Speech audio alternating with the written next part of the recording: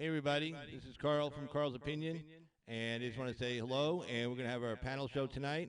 We're short just a couple of people right now. Paula was having some technical problems as far as her audio, and Mr. the Great Douchebag will be with us shortly, just kind of getting home from work and everything, and then once he gets home and everything, he'll be popping on the screen.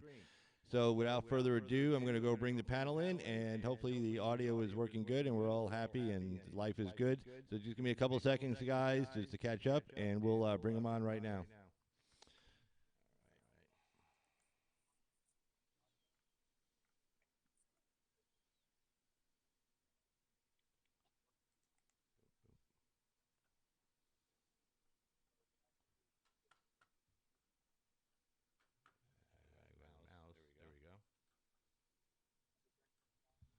All right, let me pull this thing down.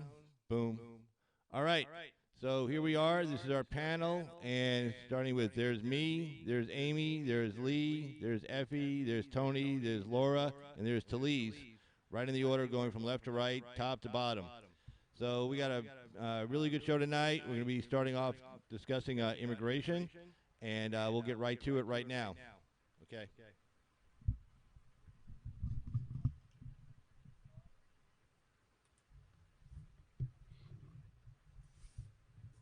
All right, guys. I was probably echoing there. I apologize. I had two mics on at the same time, so if you heard something stupid, that was on me being stupid. Anyway, so with that said,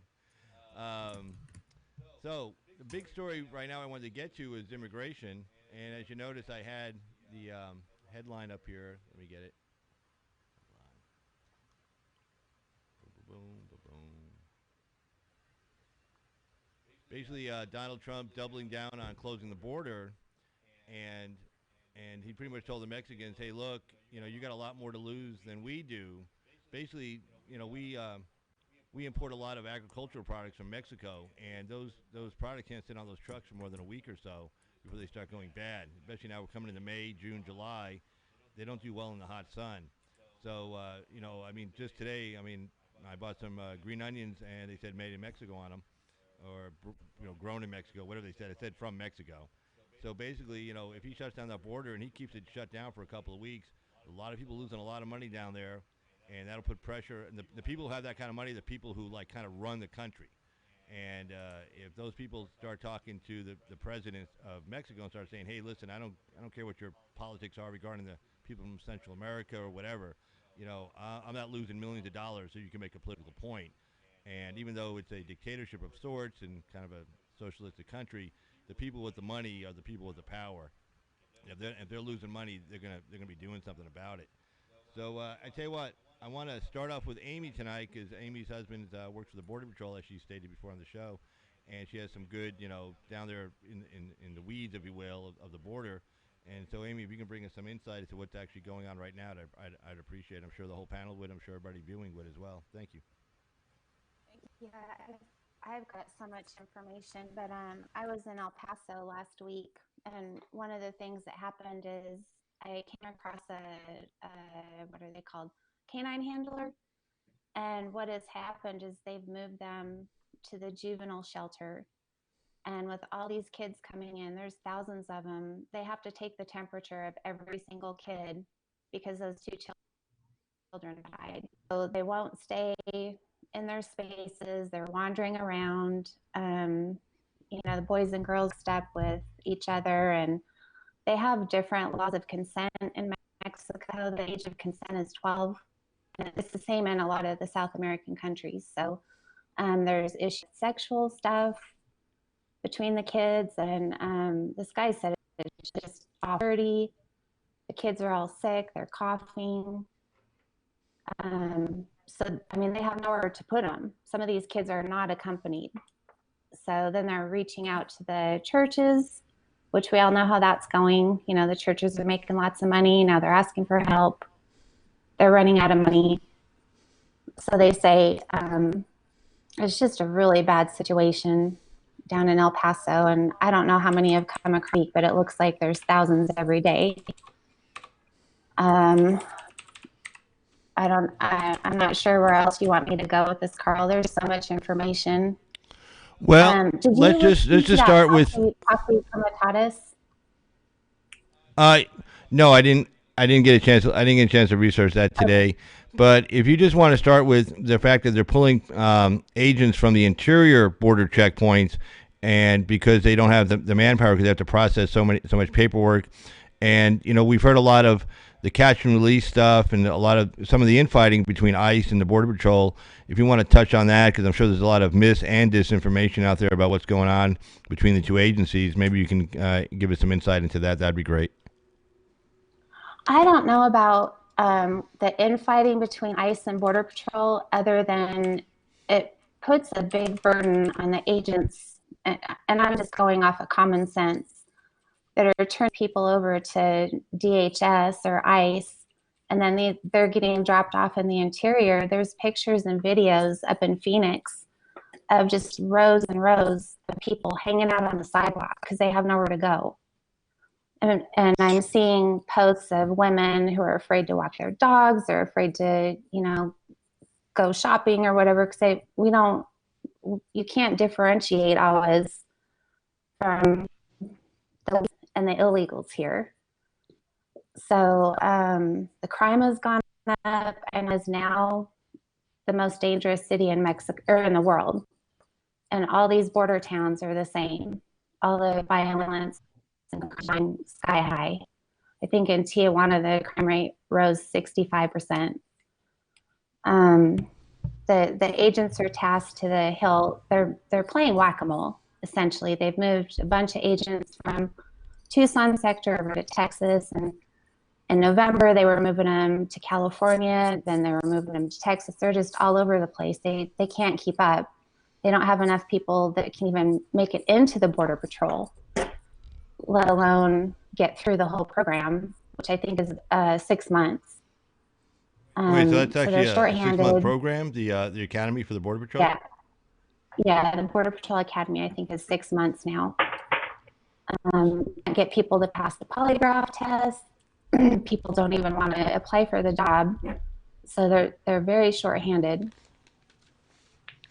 So in other words, you would attribute the people not wanting to apply for the job just based on the kind of garbage that they're getting out there in the public sector, and the private, when people walk up to them and kind of like calling them names and treating them badly. I think you kind of touched on that a little bit in a prior discussion we had.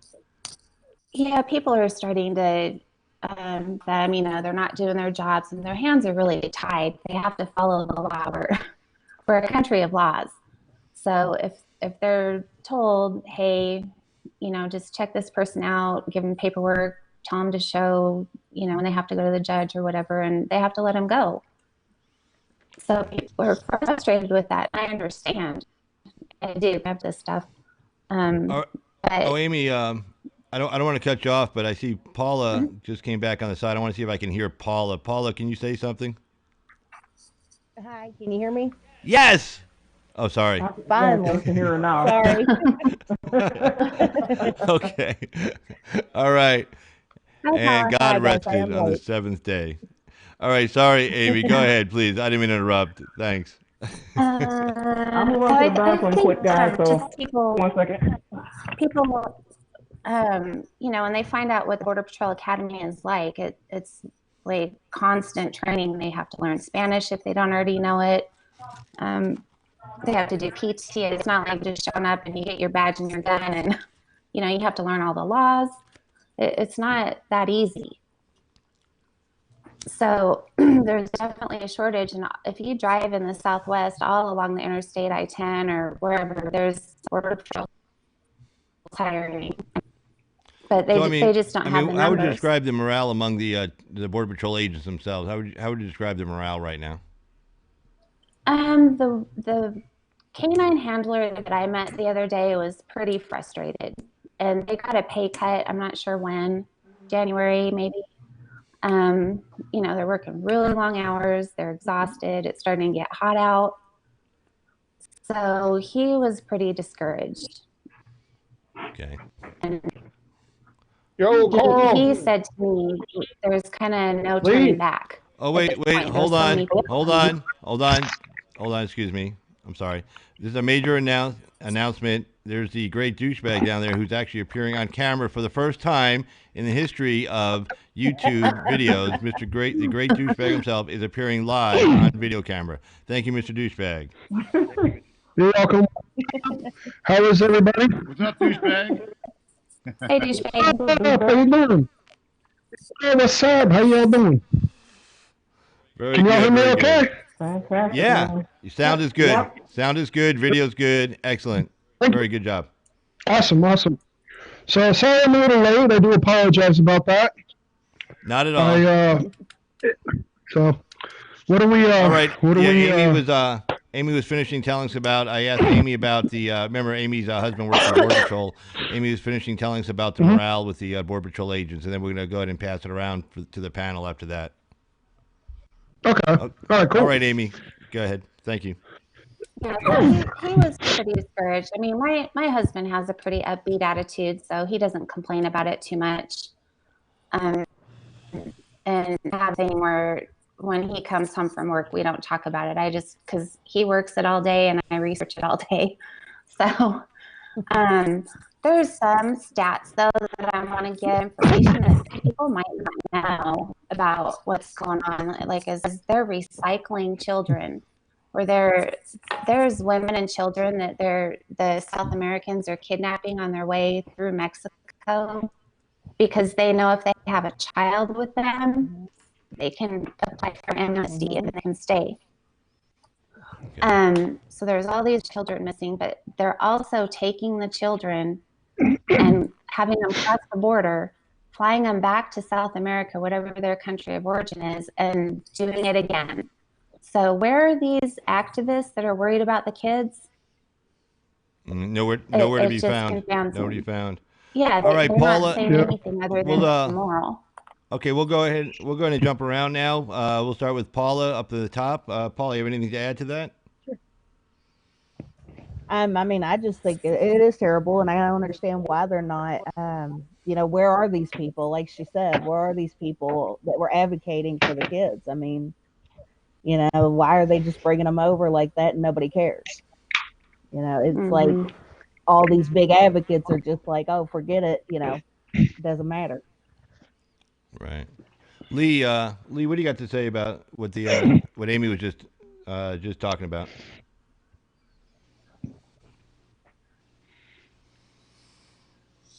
Up. I can't hear Lee. Hold on. No sound, Lee. Lee. I can hear everybody. Can you hear Lee? No, I can't. No, but when he first started. Hear me now? Yeah. There you Good. go. Yeah, there you go. Okay. All right, man. But okay. Kick ass. Don't know what happened. Don't know what happened. But anyway, go ahead, Lee. I believe what they're trying to do is they want to run out the clock is what they're trying to do. And these are, I believe personally, who's behind this. I've heard other people discuss this, and I believe who's behind this is the UN. These are some of the tactics to ultimately use people as human battles, okay? And that's essentially what they're doing. These people are being used as a human battle round to basically bust down the borders. And it's also a stall tactic to make the president look bad and ultimately try to run out the clock and keep his hands tied. Like I was saying last time in our last live stream, Trump doesn't have a choice but to go on the offense heavy, because obviously for the rest of his life and his family's life, they're marked people now because they went against the highest of the highest of the highest order.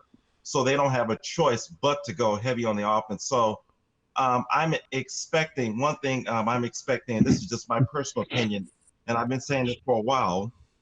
After this movie, this Avengers movie, is when Trump is going to go on the offense. It's because he's learned from what happened in Las Vegas and that whole shenanigans that happened about 2 years ago. So he's not going to release anything or go heavy on the offense when he knows that there is a big event coming up in the country.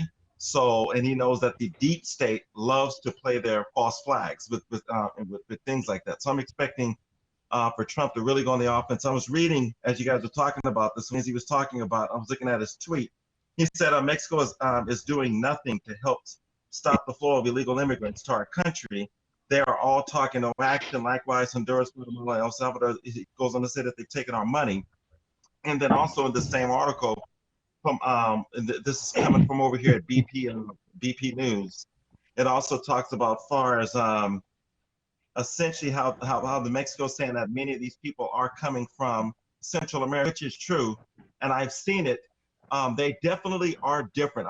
Living over here in California, and after being out here so long, I can tell the difference now between them. And even getting used to Spanish, the dialects are different, and I can tell. And one thing I can tell about the people that are coming from those lower areas, they definitely have no respect for any laws. Some of the ones that come from Mexico, they have a little bit more respect for the laws, but the ones that are coming from down there, they absolutely have no respect at all. Absolutely, just unfortunately, I've just seen a lot of lawless behavior, and I'll just leave it at that. That's all I have to say.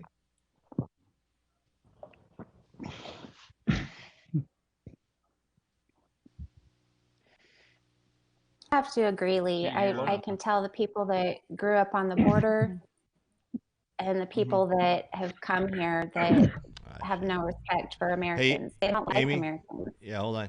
Uh-huh. Okay, we're gonna jump over to Effie Riddle right now and kind of go around the panel and then come back again. So we'll jump over to Effie Riddle if that's okay. Is that okay, Amie? Amie? Yep. Okay.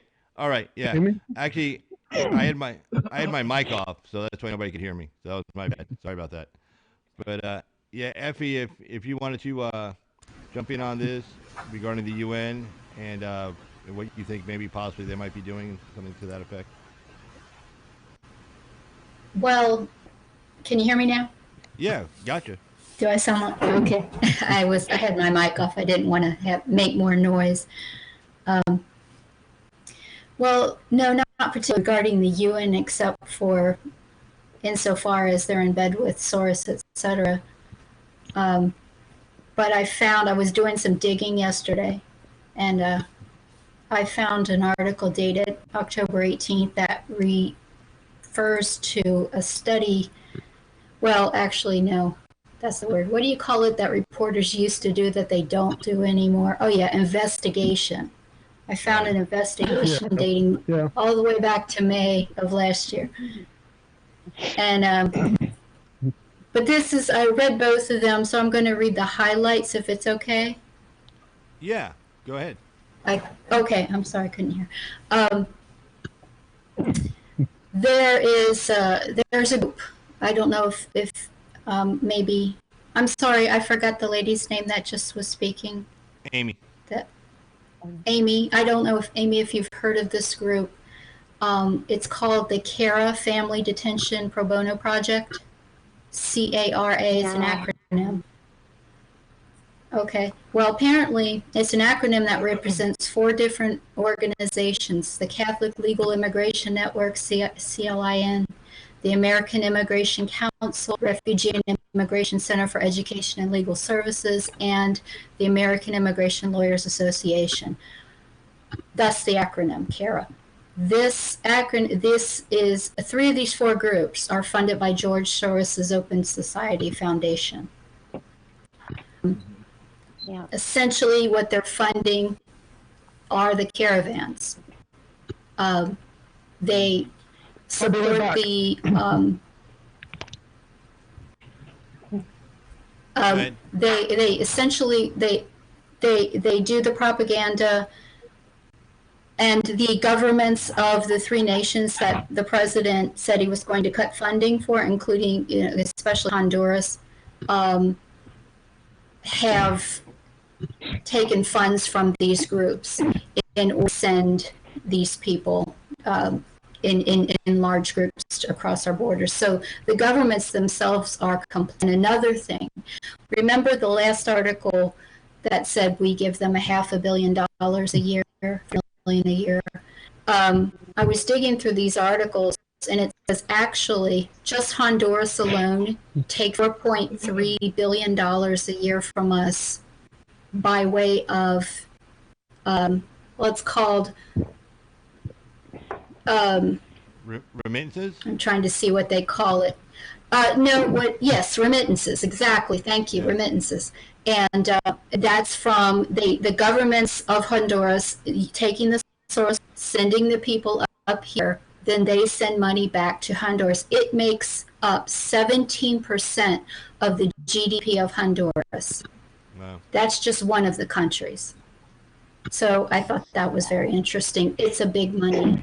And then when that person, I think it was a CNN interview just a couple of days ago, was saying, well, we need to help the poverty down there. That's why they're coming here. Yeah, we are, and it's not working. Well, yeah, and Just- the president Just in was just case you're feeling guilty about that. Yeah, and the president was just talking about cutting off funding to Central American countries because it's like we're giving them money and they're not fixing up their governments. They're not opening their markets, making a free market economy. They're still basing their country on socialism. And a lot of those remittances, I think the government takes a pretty hefty fee from the money they send back to their family members when it goes through the state-run banks. So it's not just all going to the poor people in Honduras. It goes to the hand of the corrupt government officials as well.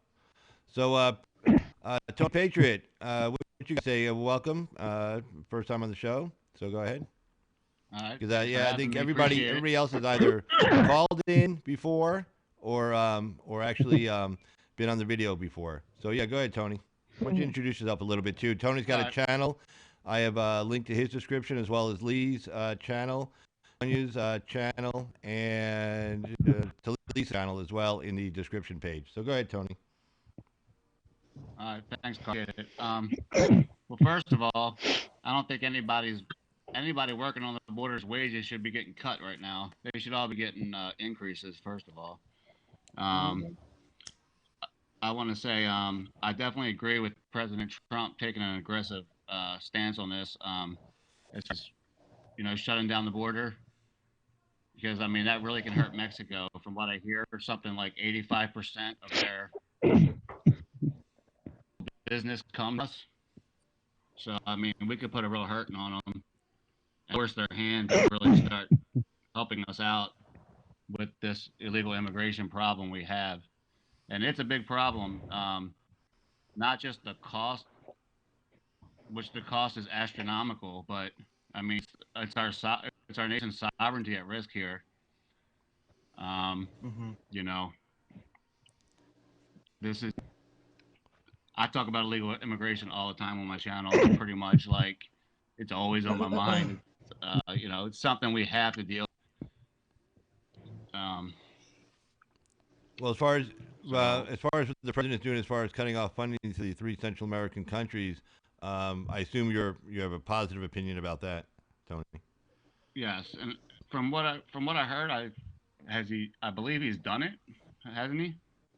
I'm not sure. I think it might require a little bit of work to actually cut off the funding. I think it may have to. I'm not sure if it has to go through Congress. I'm not sure we can do it through an executive order. He might be able to do it through an executive order. Then it might get blocked in the courts. But I'm not sure he's actually pulled the trigger and actually stopped the money from flowing. Okay, because I read that it's done, that he has done it, but okay, I don't remember the source. It might not have been a good source. Could have been CNN or something, fake news. But yeah, I mean, that's really all I got to say about it. Thanks for having me on the show. Great douchebag. What's up, man? Hey, what's up, Tony Patriot? It's an honor to get to talk to you finally, brother. It's just a call. Thank you for making it possible for me to talk to Lee and Tony Patriot. Thank you very much. Well, shit. Again, you said the same thing last time. What about the rest of us? Thanks for this guy. Thanks for this guy. Oh yeah, everybody else. Everybody else. Thank you. Yes, thank you. Oh yeah, thank you. Yeah, that's all I got to say.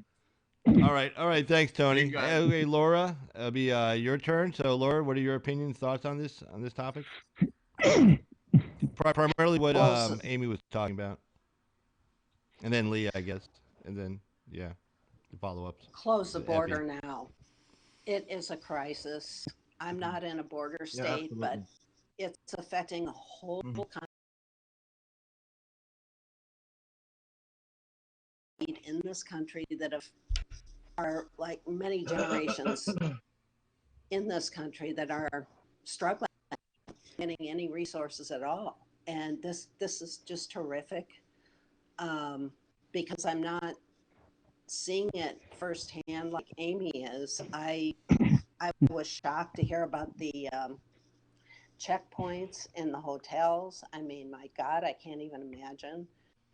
And you know, there are areas I just don't go to in Portland, Oregon, because of the crime, because of the homelessness, and it's just getting worse. So close it down, make it come in legally. That's fine. This is just destroying the country. It's like the air out of a balloon, except for the illegals are coming in, and it's just literally destroying every bit of the country. And what I love in this country, it's almost unrecognizable.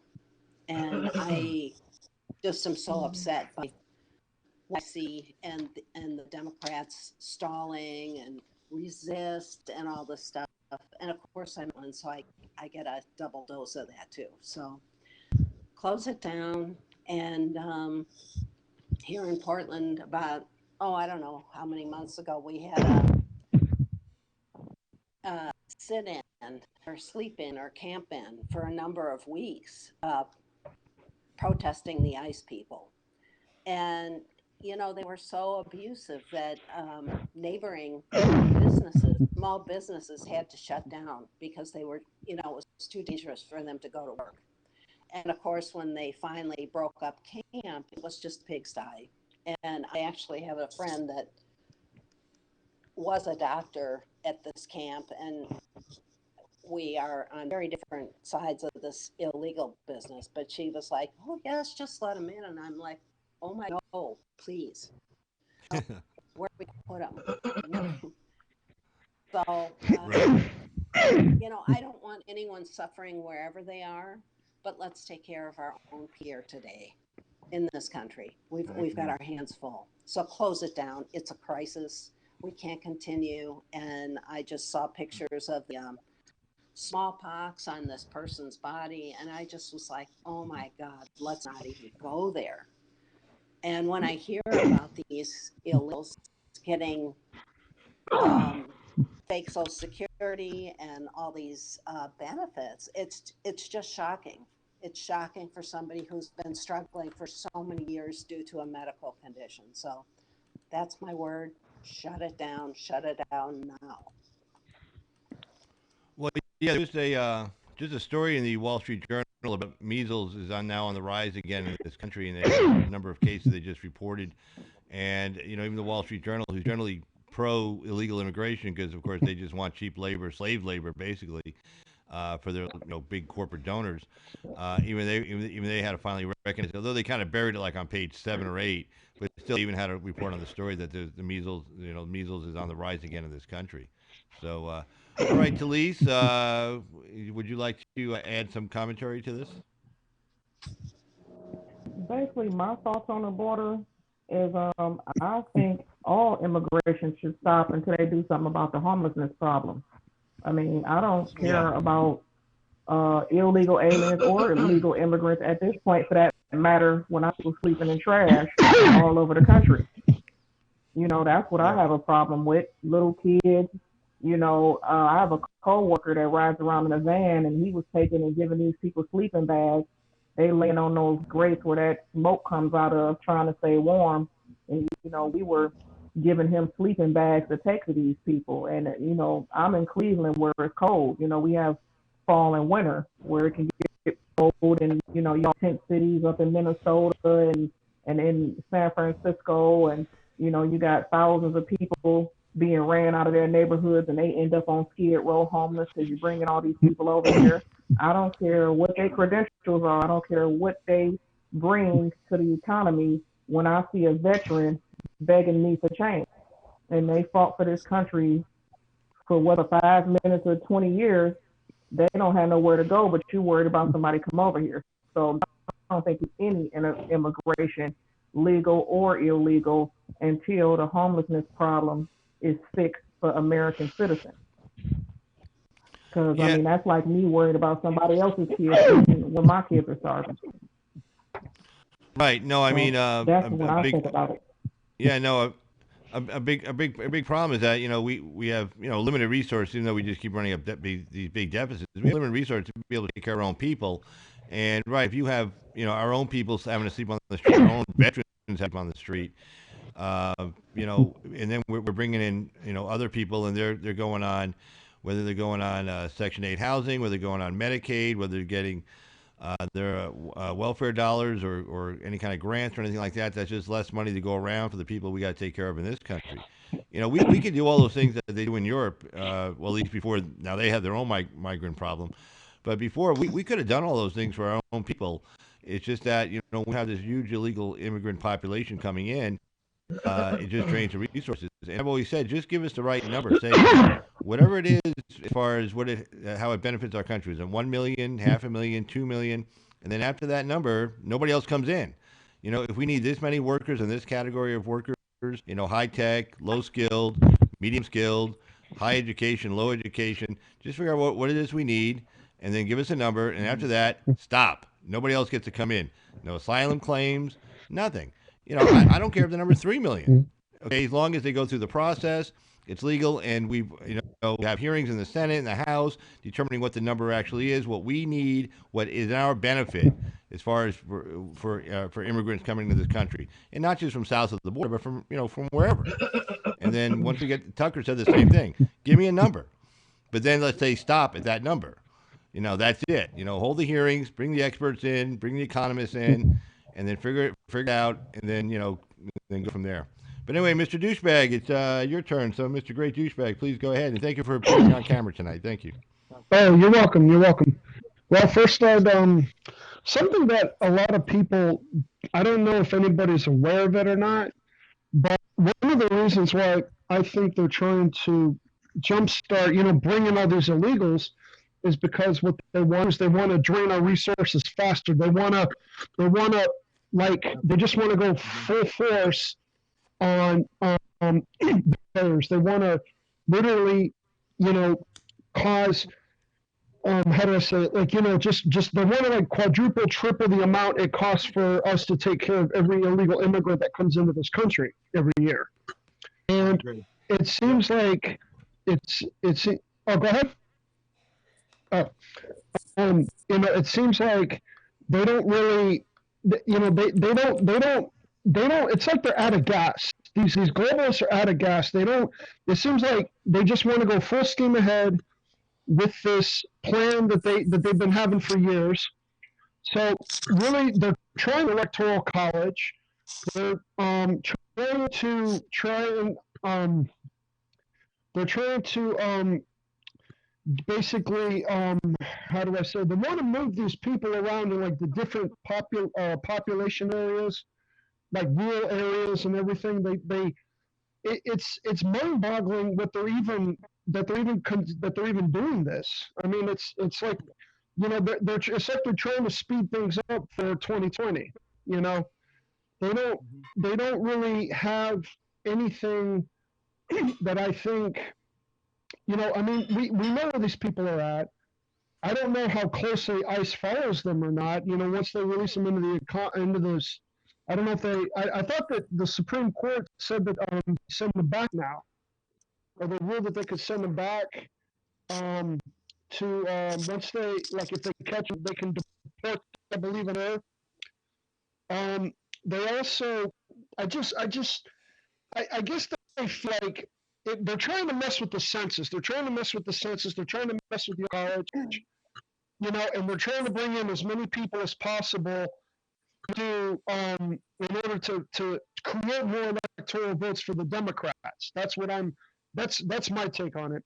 One thing that people don't talk about is the group Libra. I think LIBRE, and they're advocating for Hispanic immigration. I mean, I wouldn't be surprised if they were behind some of this caravan that was going on. I mean, I don't know that for sure, but I wouldn't be surprised if it was.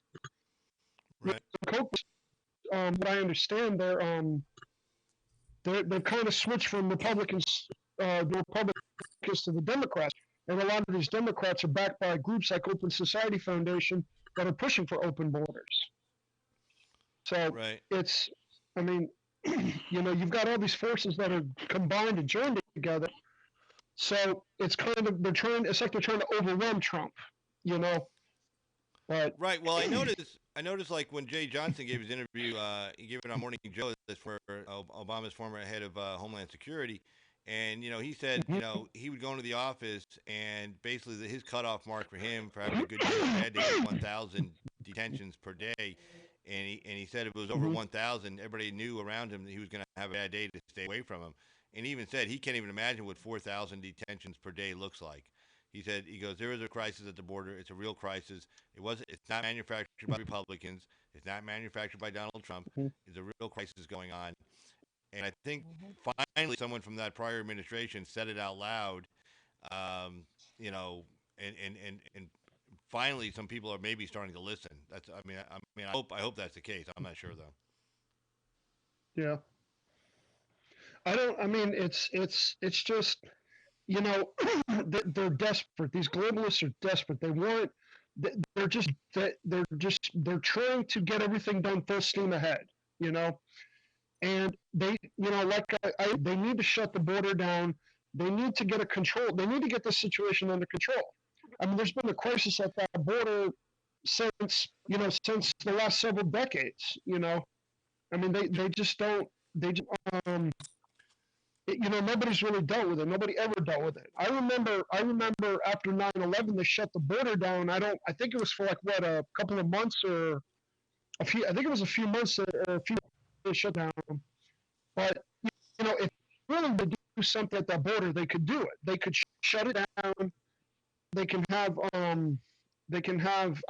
mean, it's just a mess. I mean, this whole thing is just, it's getting out of control. And Trump, I was reading today, is doubling down on shutting the border when I think he should have shut it down today. He should have just shut it down today. I mean, the left is so blind that they cannot see that this is an invasion. They cannot see that we are being overrun. They're asylum seekers. They're this, they're that. I'm like, people, get a clue. You can't just have people. We cannot absorb the third world. It's like our immigration laws. Well, no, because then we become the third world. Yeah, exactly, yeah. But I tell you what, Amie. Let me just ask you this question, Amie, because obviously we build a wall, it would definitely help. But what are the guys on the ground saying as far as what do they need? Assume the wall either is not going to get done one way or the other. But what else are the guys on the ground? What do they need out there to do their job? Boy, I don't know. I know they've got other technology that goes along with the wall, and I talked to you about that before. It's not just drones; it's other technologies that I don't have privy to some of it, but they have sensors and stuff like that. I don't know. I just wish people understand what they can do and maybe give it. The majority of the population is pretty supportive, I think, but I know people are getting real frustrated. I don't know, this guy I was talking to the other day said, we're at a point where there's no going back because there's so many people coming over. So that last week when I was in El Paso, I think it was 13,000 that it had come in that weekend. Wow. So, people are saying, go volunteer at the border. And the CBP chief said, we don't want any groups coming down. But I think what he was saying is we don't want vigilante groups coming down. Because I'm reading. Right. They don't want any militia groups coming down. Yeah. I thought militia groups were going down there. Yeah. There are some, but they're humanitarian people coming down that don't have any training with military or police. And people are saying, just shoot them. You can't just shoot them. There's laws. Either invaders. I feel that way myself, but you can't just shoot these people. It'll cause an international incident if someone shoots a foreign national. Well, I mean, we are a country of laws. I mean, we don't want to become a third world country in order to combat a third world country. I mean, we Yeah. don't want to become a bunch of hoodlums and hooligans. I mean, we've been around for 230 years, and it's not because we're a bunch of, idiots. I mean, we're pretty sensible people. We've been through a lot worse. I mean, hell, we went through a civil war. We went through the 60s, went through the Great Depression of the 30s, just went through that Great Depression, the Obama Great Depression. I mean, we don't need to start, gunning people down as they jump over a fence. But I mean, Yeah. it sounds like maybe, like, do they need just more personnel? Like you were saying, having a hard time attracting people. There's a long time of training, or do we need more personnel, or what are they saying they would like to have? What are they saying? I think just more personnel. I mean, if you've got a kid who doesn't know what they're going to do and they want to do something for their country and they don't want to join the military, have them try out for Border Patrol. It takes, I think the process is about a year. But I don't know. I don't know what the solution is. We're so far gone because everyone ignored this problem. I've been talking about this for years. And then when this caravan started making noise, I heard about it in the beginning of October. I started talking to people about it, and they said, "Oh, it's a conspiracy theory. Just get off the internet." And I'm like, "It's not a conspiracy theory. No, a little bit about what I'm talking about." And a lot of people in my family and friends still don't believe me the extent of it because they're far north in the country, or just not even close to here. So they're not seeing the impact, the finances or the neighborhoods. I think I mentioned before, my kids 3 lockdowns at the school in 4 years because they had illegals bail out and run across the school ground. Oh, I mean, right after they bailed out of being in detention, they just ran right across the school grounds as soon as they got out of detention? No, when they're so what happens is they'll run from the Border Patrol. They'll just bail out of their car. They'll stop and they'll bail out, and there's like 20 people. All right, so they'll have a car accident. Yeah, I tell you what, I kind of went because I wanted everybody to be able to say something at first, but yeah, now if anybody, just jump in, and we'll just all be courteous of each other, and so just anybody just feel free to just go in and jump on in, and if I see any questions, on the chat, I'll direct them towards. If anybody in the chat has any questions for anybody on the panel specifically, or the panel in general, then just put it in the chat room, and then I'll see if I can get it over to the right person or to the panel in general. But yeah, if anybody just wants to, from now on, anybody just wants to jump in, just go right ahead. Well, Yeah, I think if I may a lot of say people. something real quick. Hold on. No, go ahead. I'm sorry. Oh, it's okay. Oh, okay. Yeah, go ahead, Lee. Just real fast, just wanted to say, one thing I can say, I'm out here in California, the demographics have changed so bad. One person said Felicia said California's already become a third world country. And it's essentially that's true. And over at the Lakewood Mall in California, there's so many stores that are starting to close down. One of the issues that these people, they're coming over and they're replacing the American citizens so fast. However, there's 4 or 5 families living in that, therefore they're able to afford a $650,000 house, okay? Because you got 5 families living in there.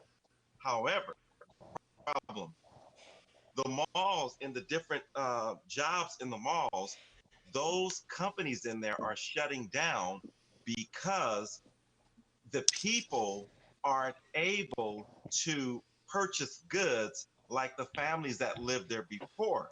So you have 5 families affording a $650,000 home, but the mall across the street, which they have a lot of good stores in there, they're not shopping there as before because it's different. The demographics have changed so much. And I'm just watching store to store, and my wife and I, we couldn't recognize anything. We looked in there, and it literally felt like I was in another country, and I was only 7 miles from my house. It literally felt like another country, and it was really sad. My wife even said, I never heard her say this before. She said, this is really sad. And the stores are just shutting down. It's sad. It has to be stopped. Unfortunately, you're going to feel like a jerk. You're going to feel like a jerk if you don't do anything, and you're going to feel like a jerk if you do something. To save the country, Trump, this as far as him going on the offense as he's doing, he's at the deep state, because the deep state, obviously, even if he fixes the border right now, when he leaves office and after the second term, they'll just reverse everything back. So he has to go after them now, and for other personal reasons, he has to go after them, because essentially, if he doesn't, they'll just do that. We'll still be back we'll be having the same conversation in 5 years from now. So, we're gonna feel like a jerk regardless, and it's not pretty. It's not gonna be prettier regardless. So he has to do this because it's sad. I'm watching neighborhood. I'm watching stores that I grew up with just go away, and it's really heartbreaking. I don't recognize the place anymore. That's all I have to say. All right. Well, Can I ask a think, question? People don't look. Oh, I'm sorry, Teleise. Yeah, go ahead, Teleise. Yeah, well, I'll be quick. What I think a lot of people don't look at is we have to realize that Barack Obama hated this country. And another thing they could have been doing, knowing that we have the Second Amendment, is trying to bring these people in here, getting on the entitlement programs, then making them earn the entitlement programs by turning them against us. They could be, because he used to say he wanted a civilian national security force. Now they could have planned, there could have been to make those people their security force, to turn them against us. And if there's ever a civil war type situation, and those people to them are expendable because they are from a third world country. So that could be also the reason why they're bringing them in here, to get them stuck, to replace the black people that are leaving the Democratic Party. But also, if everybody with a gun rolls up, they might use them to rise up against us, putting their intent or their ability to stay in this country at stake to force them to do that. So I think that's something else that's also a possibility. Okay. Yeah, Ellie, you had a question? Are you talking to me? Somebody had a question. Who was that? My name's Effie. not Ellie. I'm sorry, so Ellie. I just want to Effie. make sure. No, I'm just giving you a hard time. Yeah, and just at least to tack on to what you just said, dear, that they're not just replacing our minorities in our country with these third world people, but they're also ignoring the fact that minority families, children are being gunned down in California, and the Democrats don't care. There's a specific, in the last couple of years, I've read more than one article about it. There's a specific push in Los Angeles by the gangs, by the Latino gangs, to terrorize black families out of the county by killing the kids intentionally. So it's not just, oops, a drive-by report in the media. It's a lie. So it's intentional. And the Democrats are ignoring it because, it's not part of the agenda. So I don't understand why, especially Black Americans are going to keep voting for that nonsense. But I wanted to ask Lee, you brought up a point again that you brought up when we were here a couple of days ago about Donald Trump having to keep pushing them back in the deep state, knowing that his life and his family's life are at stake even after he leaves office. And I'm wondering, how much do you think he knows in the sense of who's really doing these things? I mean, the deep state, they have puppet masters. And the deep state is only our country, but what about beyond that? And it's all about death by 1,000 cuts. Soros knows what he's doing. When he's sending people to these countries and making these foreign countries and getting them to send the worst of the worst to our country, and plus take and drain economy and build up their economies. And, this is beyond our deep state. Does he know that? Does he know how deep it really is? Because it's beyond deep state. What do you think about that? I believe he does. And that's one thing I was saying before. Forgive me, I'm getting over sore throat. One of the things that I was looking at when I really believe that Trump definitely planned going in.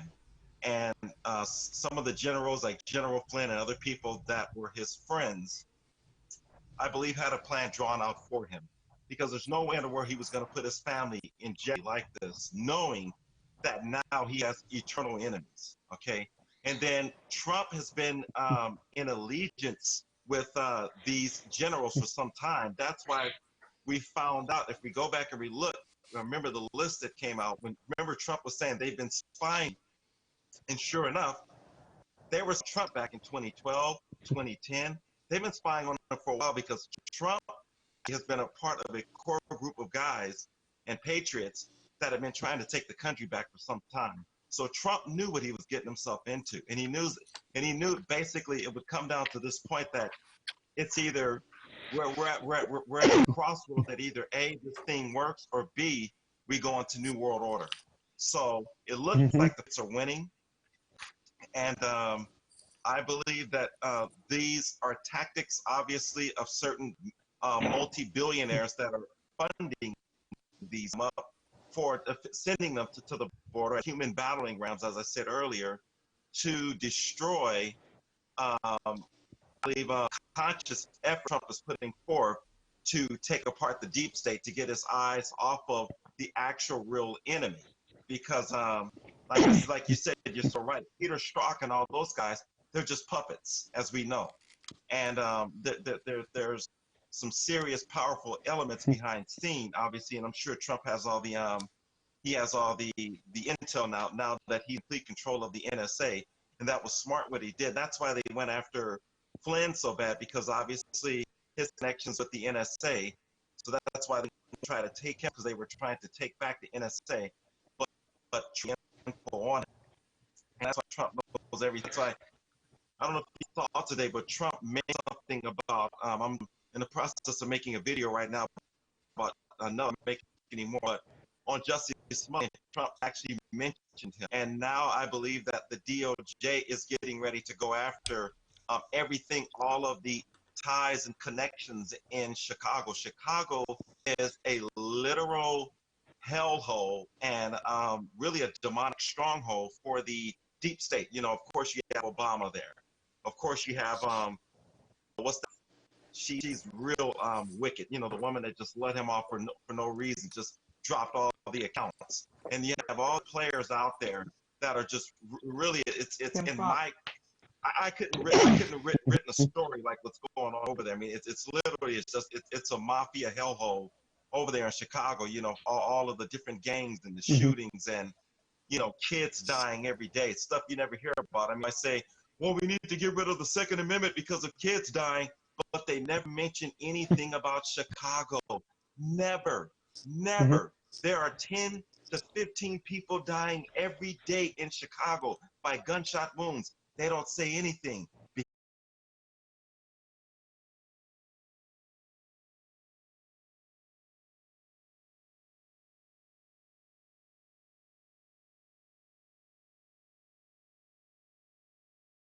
Investigation starts. I believe the federal investigation is about to start on Smollett, and they're going to find a whole lot of crooked things, because he mentioned some things about the DOJ and other things. So, I think he's going to rip that whole Chicago mess apart, because that's where it's coming from, Chicago. I just want to add one more thing. DB, DB, we love you. You're our DB. But darling, do me a favor. When you're not on mic, can you mute your mic? The little mic that has the red, it turns red or green on the screen. Not talking, can you, because you're having a hard time. Oh, hold on. Well, when you red, we can't, and when you green, we can hear you. So okay, I'm just asking when you're not. Carl, can you explain what I'm trying to explain? Yeah, I think he just zapped himself. He just froze himself. No, I know exactly what you're. Okay. Actually, I think it would have been probably easier, because it looks like his headset has a little push button there for the microphone. See on his that would work. right hand side. I tried to address it in the chat, but I don't think he saw it. Anyway, yeah, douchebag. Sorry, I'm we sorry if I lost it. talked over someone. No, that's okay. Don't worry about it. Yeah, he's Because we got frozen. we got 9 there he people is. on, so we're doing pretty good. We're doing pretty good.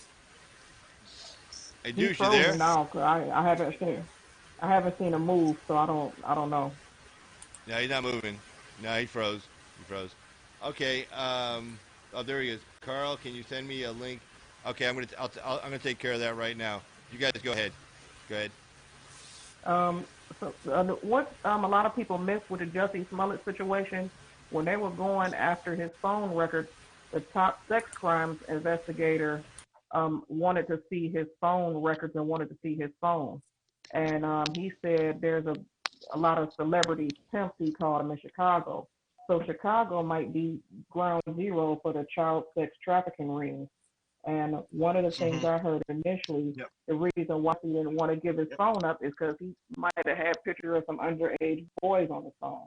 And that was his real problem with turning his phone over after the fake incident happened. Because if you're acting out, you've been an actor all your life, and you're so outraged, you would turn over your phone and make everything, look good. So I heard initially he was hiding pictures and videos of underage boys. And when that guy, I forgot what his name is Greg something, but he investigates nothing but sex crimes. So there's going to be a lot of that that's going to come out of the Jussie Smollett situation. And that's why I believe the DHS and the DOJ and the Fed are in on that. It's not even just, it's beyond her dropping the charges and her colluding with Tina Chin and Journey Smollett, his sister, and Michelle. They're going to find out a lot of this, human trafficking and sex trafficking, which also has a lot to do with the border. It has a big stronghold in Chicago. So that's going to come out of that investigation. So a lot of dominoes will fall just out of that as well. Absolutely. I've been hearing that a lot too.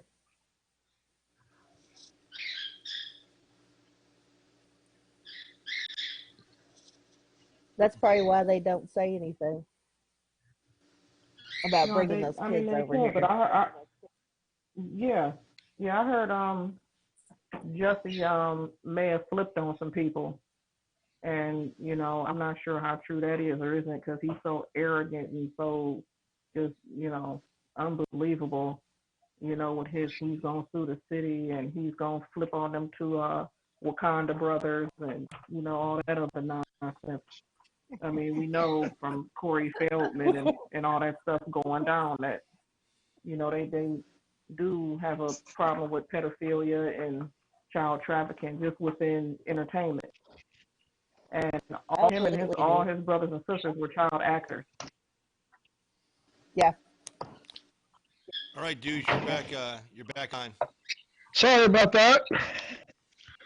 Sorry. Welcome back. I'm gonna hold on. Oh, thank you. Oh man, sorry about that. I didn't know you were trying to send me a message in me address. Oh god, I'm sorry. Okay, but what I was going was it's like Trump's family is another thing that Trump's family is going to have to do, especially when he leaves office, is get behind conservative groups, that could offer them some kind. I mean, that would be the only other way that they could push back even Trump leaves office. But Trump, if you stop and think about it, if I remember correctly, Trump's father was a globalist as well. I don't think Trump's, I think his father was against or service. But, Trump knows these people. He knows these people. He's had dealings with Soros. He's had business dealings with other people, all these other power players in the state as well, like the Koch. He knows their game. He knows their game and he knows what they're about. I don't think he would in this he didn't know how to fight these people. I mean, Oh, go ahead.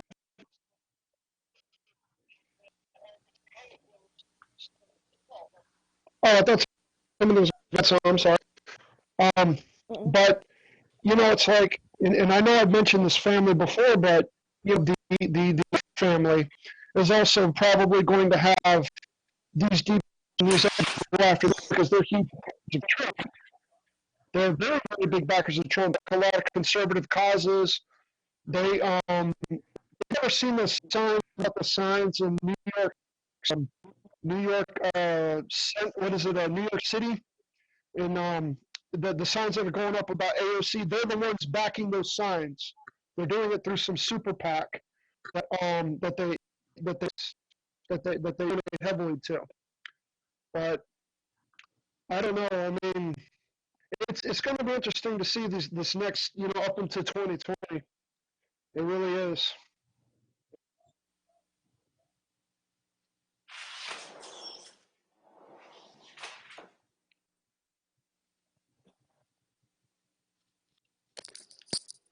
Carl? Yeah, no, go ahead. Yeah, anybody jump in. No. But I don't really know.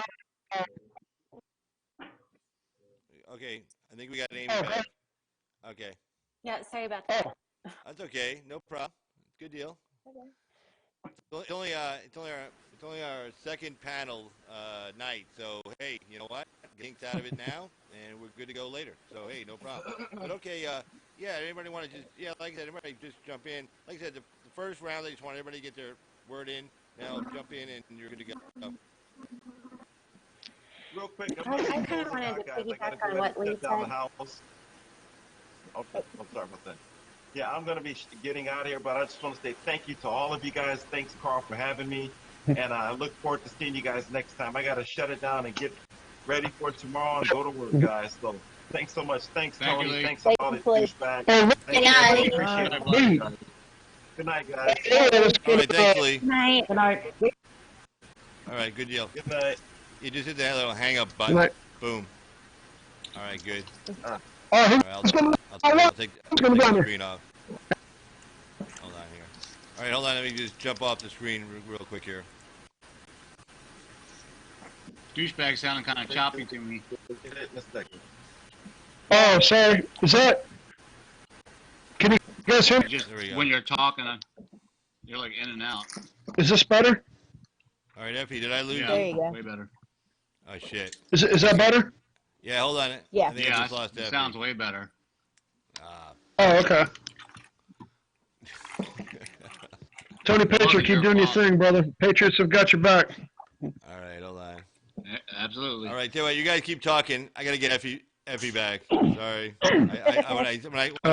When I shut down Lee, I shut her down too. Sorry. Go ahead, guys. Go ahead, Tony. Go ahead. I was gonna say I like the point. Sorry, I don't remember your name. But No, it's all good. Douchebag is good. No, not you. Another panelist. I don't know everybody's name. I'm sorry, but the point they were making about just keeping all the immigrants out because we have our own problems here at home. I read that there's about almost 1 million children under the age of 18 homeless, and then that number really jumps up when they hit between the ages of 18 and 25. Kids that are in the foster care and everything else, and then they get out of foster care, they have nothing, they have no training, and they're just dumped out into society, and so they're all turning up homeless. So you're looking at easy 5-6 million right off the bat, basically kids that are homeless, anywhere from under 18 to up to 25. So we really need to concentrate on fixing our problems at home first. I would be in total agreement with completely shutting down all immigration until we get our problems and our everything in order here in America. So I completely agree with that. I think that's a great point. I agree. That was not me who said that. My name is Teleise.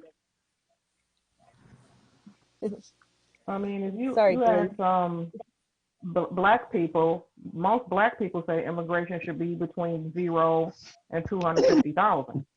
And like I said, it should be 0. I feel sorry for their plight, but at the same time, I don't care about your country either, because I got my own country to care about. It's up to you to fix your crap in your country. Coming here with your flag and your ways and your traditions doesn't help your country become a better place. And if you want to be here so bad, why do you have the Honduran flag? Why do you have the El Salvadorian flag? Why are you saying Trump is Hitler? I would never, have my neighbor come to me like, hey, let's go to Costa Rica. Did you know the president there was Hitler? Sounds like a great idea. No, I'm not going nowhere where I think the president is Hitler. I don't care how many entitlement programs there is, because I don't want to deal with somebody that's Hitler. Amen. Yeah. My family came from Cuba, and it's it's like, my cousin, when he got here, he's like, he's so used to communism, and he doesn't understand that, he has a business, and he doesn't understand that it's because of capitalism why he makes the money he makes, and it just boggles my mind that but communism's all he's ever known, so I just don't get it, but. I don't know Yeah, who you would said think it people or would. if I read it somewhere, but someone said this is the new warfare. It's not the hand-to-hand combat, people are shooting at each other. They're invading our country with the full intent of taking over our government. Mm-hmm. It's an invasion. Yeah. I mean, So they have that's their these warfare. lawyers that go down. Like Yeah. Effie said, it's death by 1,000 cuts. That's the warfare. Mm-hmm. Yeah. Yeah. But people love, because somebody said to me today, they were talking about that new guy up in South Bend, Indiana, that's now running for president, and he's the same as everybody else, and he speaks well, and he's young, and he was a soldier, and blah blah blah. And I'm like, doesn't he want socialism? Yeah. Well, what about the Nordic countries? I'm like, the Nordic countries are homogenous. They all have the same. You can't make a non-homogenous country like us go under socialism, even if it was great. And I also said socialism, the Nordic countries' economy is laissez-faire, which is capitalism. And I was like, you guys can pay 80%, 90% taxes if you want. I will retire from my job and pull down my pension and leave before I work 85% of the year for free. So that's just not going to happen. All these, AOC clones they got running for president. Free stuff is not good stuff. Every time something's free, the quality of it goes down. If somebody's giving away free, whatever it is, the one you're going to pay for. So you get free school, education don't take a dump. And if you make college so easy to obtain because it's free, what sets you apart from anybody else when everybody's gonna have a degree? They went to school for free. So it's gonna be just like having a high school. You're just gonna have a whole bunch of liberal arts study degree morons walking around here, triggered all the time and being a drain on society because they have nowhere to work but Apple, McDonald's and Burger King and the grocery store, and complaining about myths like the wage gap and how minimum wage should be $15 an hour, and did you mention to them Venezuela? Oh, but Venezuela is not when it works. What about Sweden? And I'm like, why don't you move to Sweden if you think it's so fantastic? I don't understand. It's indoctrination. It's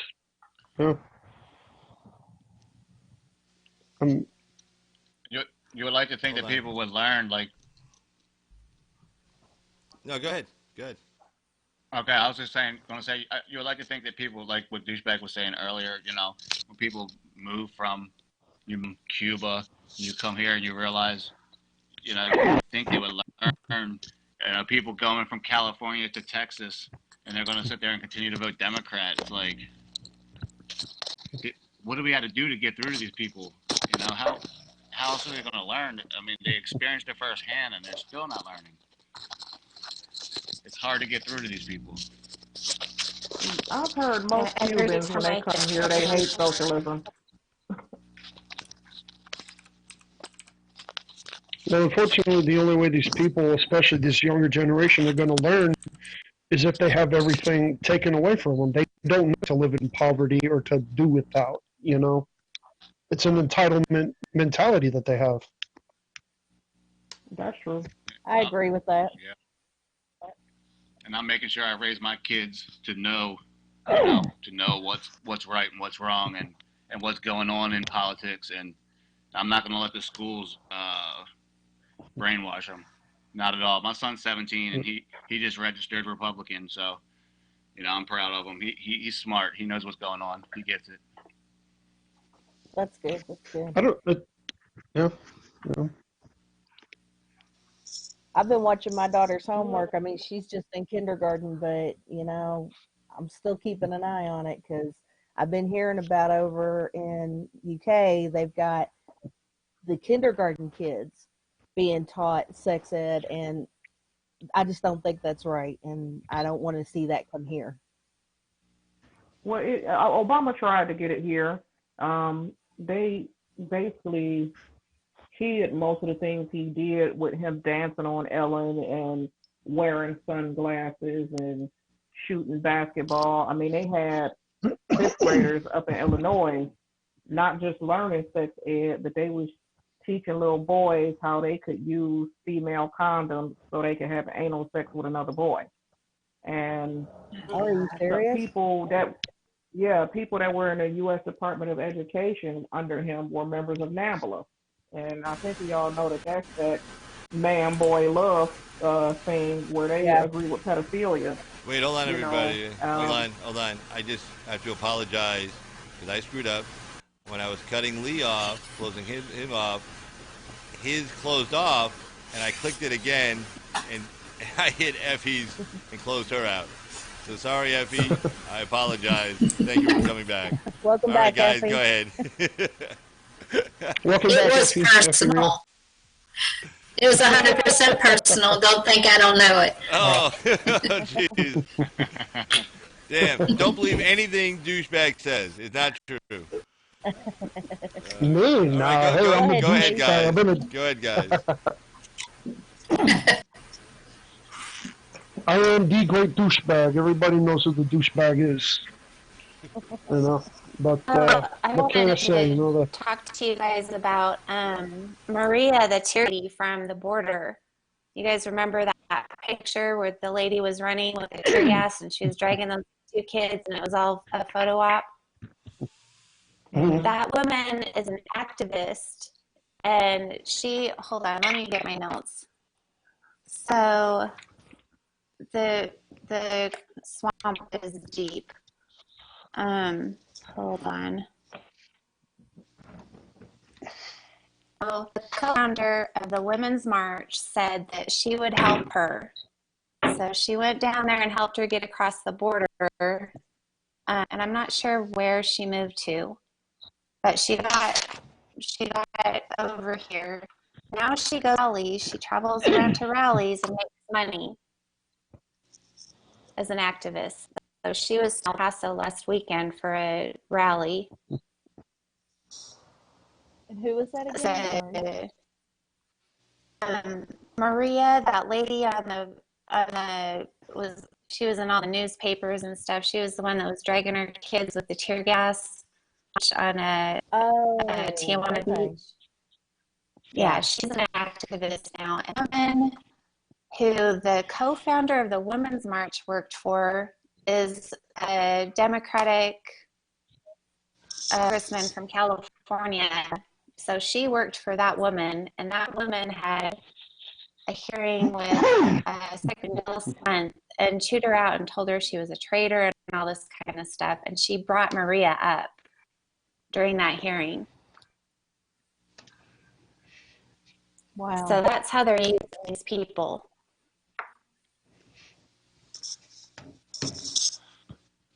Effie, I think that woman works for that program that you were talking about earlier.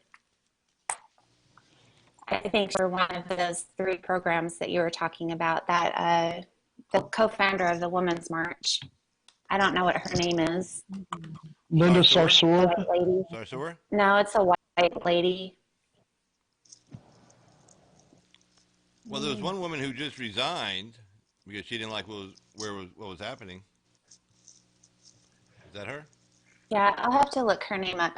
My printer was running out of ink, so it didn't print out her name. Tamika Mallory. Yeah, is that it? You talking about Tamika Mallory or Tina Mallory, or I know it's Mallory was one of them. Is she the white lady? I don't know who any. The only person I've ever seen is Linda Sarsour. I don't know what the other people look like. Tamika's a black lady. I think Tamika's a black lady. Yeah, I know Mallory is involved, and I don't know the other people. Are people aware that Sarsour means cockroach in Arabic? Yeah. I wasn't. Well, it sure is. It is. It makes sense. It makes We do sense. now. Oh, yeah. All right, Yep. so we kind of covered the immigration thing pretty good. Did anybody want to get to the latest poll numbers for Donald Trump? Interesting story on that. I just read. I think it was also in the Washington Times. They were saying pretty much that when you look at all the presidents going back all the way to Harry Truman, their poll numbers, they had, like, some of their poll numbers obviously higher than Donald Trump's. I think he's only broken 50% a couple of times, and that was just by Rasmussen. But when you look at the swings, he has remained the most steady out of all the presidents going back to Harry Truman as far as his poll numbers. In other words, like Stixenheimer says, when people say, gee, he has a low ceiling, Stixenheimer used to always retort back to him and say, no, he has a high floor, meaning that, he really doesn't, his reporters really don't go anywhere, over some little stupid frivolous story. In other words, we don't, I don't know, maybe I guess we're just more discerning. We hear something crazy, we don't go, oh, we got to get out of here and bail. Some people do, but for the most part, most of us don't. Like, I think we look at, like, the economy and how things are going overseas and everything. We say, hey, things are going pretty good, and okay, this little story here, this little story there, it really doesn't shake us, I guess we were trying to say. We have staying power. Right. So anybody want to make any comments on that? I actually do, if it's okay. I know I already talked, so I don't want to take over. Go for it. Okay. I want to make a confession. I didn't vote for President Trump last time. It was actually the first time I hadn't voted in a presidential election. And I had reasons that weren't about his personality necessarily. It wasn't, I've never been a leftist. So I am an independent. I'm not a Republican either. But I didn't vote for President Trump because at the time he didn't have anything I could look at it as a record, so I could go by was some of the things that he was saying. And when I lined up things that had to do with subsidies and some other things that I thought were just not right policies, they were too far left, in my opinion, and I didn't have any record of his to go by to see how he would govern. Now that's all changed, and I think he's really impressed a lot of people with how he's governed, and that's why he's got a high floor in his polls, because people like me are analytical, and the people that voted for him anyway are not reeds in the wind that are just going to get blown around by public opinion and nonsense rhetoric in the media. So, between, I think, the people that he's going to pick up, people like me who are actually analytical like that, and then the way he's going to nudge off people, and I think more women, more minorities, certainly more Latinos are going to vote for him. I live in a state like a lot of you guys that has a lot of immigration, and I'm sorry, but they're just more conservative than the media seems to think that they are. So You know, I don't think it's going to be as much of a squeaker as it was last time. I think it's going to be very, you know, so the polls are going to hold out, and that is going to do well for him. As long as, you know, things continue and nothing tremendous happens. I know the media is going to try to gin up some kind of story, some kind of catastrophe. They're going to do something, but I don't know. I agree with Sticks and you, Carl, that he's got a high floor, and that's nothing but good news for the next election, as far as I'm concerned. Yeah, no, I agree, because when he was saying that, it's always nice. The nice thing about YouTube is, like, you have thoughts in your head, and then somebody comes out and says something out loud, and you go, yeah, that's what I was thinking. And when he said that, I remember watching the show, and I'm like, the light bulb just went on in my head, like, yes, that's it, because it's like a real stable base. It's like, generally you think of your base like 25-30%, but if he has a low floor of, like, say 44%, and it stays there pretty much, without going too far down or up any which way direction, I mean, hell, you go take that into a general election, and you got that group of people going out and talking to people and knocking on doors, and making phone calls, and then getting on social media and getting on YouTube. I mean, that's great. I agree with you. I think, I hate saying that part out loud about it being a lot better, because I don't want us to get complacent. But they were telling Reagan the same thing in '84. Like, don't say it like it's going to happen, but don't say it out loud that you're going to take 49 states. And he did. And I remember that was the first election I got to vote in, was in 1984. I got to vote for Ronald Reagan, which was like cool, like yay. But I agree with you. I think this is going to be a good election, as long as we get out to vote and we don't get discouraged. Yes. And they don't try to throw some stupid story at us, and we don't go, oh, we just stay the course. Then I agree. I think we'll do really good in 2020. Yeah. There was just real quick, there was an interesting article today. Gary Franchi was covering it today on the Next News Network, that felons are registering more Republican than Democrat. And I was like, what was it? Kushner, I think, was being Ingram about that. And it's interesting because, a lot of these people that are, they're probably seeing some of the programs that Trump has set up for, for a lot of these inmates to get skills and to, get into work. I mean, these are people that, the people that truly want to turn their lives around know that they have to take control and do it themselves, that they can't, they're not going to, they know they can't rely on the system to do it. And I think that was a miscalculation on the Democrats' part, that all these felons were going to register as Democrats, but. Yeah, I heard about that douchebag, and that was, because we just voted on that in Florida, and, yeah, so we voted to allow the ex-felons to vote, and I think, like you said, the Democrats thought it was a I'm in easy Florida, way yeah. to pick up a ton of voters. So yeah, it's turning out to backfire, because, like they said, numbers are showing that they're registering more Republican than Democrat, which is awesome. Mm-hmm. Oh yeah. That and the Democrats are starting to eat themselves alive. Yeah. Is real quick, I'm sorry, is Amie, you're still there? Is who what? Yeah. Oh, I guess you. Yeah. Oh, okay. Amie, do you hear anything about border construction out there where you are? Construction? Yeah, like the border, any of the border being built? I know that they're working on it in El Paso. Nogales is the port south of me, and I know that they've done the triple concertina wire up against the fence. As far as any other construction on this port, I'm not, because this is the first day I've gotten any news on the border in my local media. I look every day and there's nothing, and I think because to acknowledge it, they're starting to say, okay, this is what's going on. So I've kind of been in a media blackout as far as what's going on here, unless I really dig. There's one paper that'll report some stuff, but like I said, today's the first day that I've really gotten any border news for Nogales. And so I don't know what's going on with the construction there. When you say media black covering, the government's putting a blackout on what's going on. What do you mean by media blackout, Amie? I look at the news every single day to see, are they saying anything about what's going on at the border, how many people are crossing, and there's nothing. I don't watch the TV. I just look it up online, so I'm not seeing anything. I haven't seen anything in weeks, other than this church is taking people in or something. But I've said it before.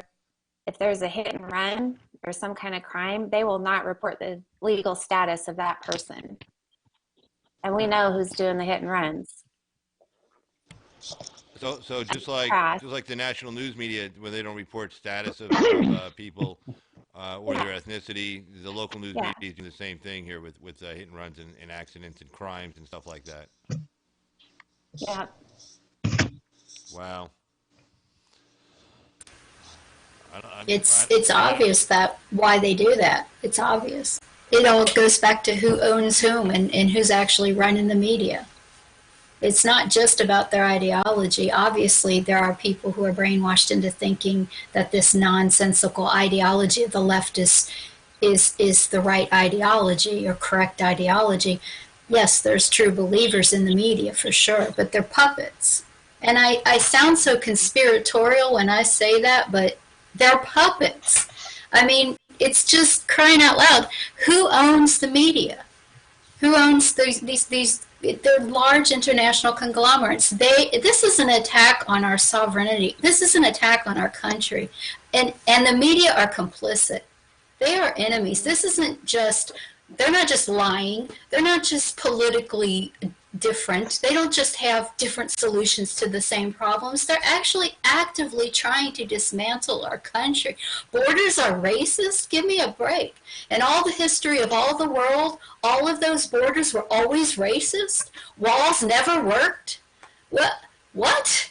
Who makes this crap up? This is not from the mind of rational people. These are marching orders. This is the new enemy. This is the way armies of today work. It works through media. It works through, death by 1,000 cuts with the money, being siphoned out of our country. So we can't help our own homeless people and our own poor people and our own mentally ill people.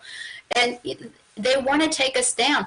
They hate us. I don't know if you've noticed, but when I watch news reports from other countries, it's all anti-American propaganda. Every single country. Every single one. Even our so-called allies. So get real, people. We need to actually get a little mad. And I don't mean just at leftists. I mean at the fact of who they're in bed with and that this is an actual war. And I don't like using rhetoric that's too strong. But I don't think it's too strong. Sorry, didn't mean to yell. No, I mean, that's why I was happy when I saw Trump, going after NATO and say, hey, we're tired of paying for your defense and basically you shit all over us. He probably didn't say you shit all over us. He probably said it in private, and that's why I was happy to see him go after them and say, hey, you got to start, picking up some of your own tab here. And, how he went after the Germans and everything else. And then I like how he went after the EU for the tariffs and the trade deficit also. Same thing. He went to the EU and said, hey, you know what? We're going to raise tariffs, or we're going to do some really horrible things with trade with you guys. And the leader of the EU flew all the way from Brussels to D.C. to meet with the president of the White House to make some kind of a deal real fast because he saw where that was heading. So I mean, I like the fact that he's not just talking tough. He's not just talking the talk, but he's actually walking the walk. When it comes to trade, and we got trying to actually sitting at the table with us. I mean, say he only takes down the trade deficit by $100 billion. Say he goes from 500 to 400 or to 300 at most. I mean, every $1 billion represents thousands of American families who have a job, who have a roof over their head, don't have to worry about paying the rent or the mortgage next month. So I mean, even if he takes it down by $100 billion, which was unheard of, people said was crazy. That's why I'm glad he is quote unquote going after our quote unquote allies, because they've never been very allegiant to us anyway. So I agree with you on that point, Effie, for sure. Soros and them are having a hard time keeping the EU together as it is. Yeah, yeah, with Brexit and everything, like, sure. In Let Greece the and EU in fall Spain, apart. I'd Huh? be fine with that. I Yeah, said, same let the here. EU Same fall here. apart. Exactly. Oh yeah. Oh yeah. Hey, Tony's back. What's up, brother? I'm back. Sorry, had to run to the bathroom. You're That's okay. all good. It's all good. All right, so we covered immigration. We covered the Trump numbers going up. As far as I saw the Fed is going to be holding down the interest rates. That's going to be good for the economy. As far as the one other thing I put in the description for tonight's show was talking about the state of the Democratic primary, the Democrat candidates that are running right now. It looks like Joe Biden is thinking about getting in, but of course he's facing some sexual harassment charges. I saw on Tim Pool's channel, Timcast, he was talking how Vox, the far left media outlet, was going after Joe Biden himself, and how the centrist liberal leftists, if you will, like Brzezinski and Scarborough, were defending Biden. So it seems to be a pretty noticeable split there in the party, not just over Joe Biden's sex claims, but you can see the split by who's defending Biden and who's actually trying to get rid of him. So it seems like they got a pretty fractured party going on right now, at least just from all indications that I'm looking at.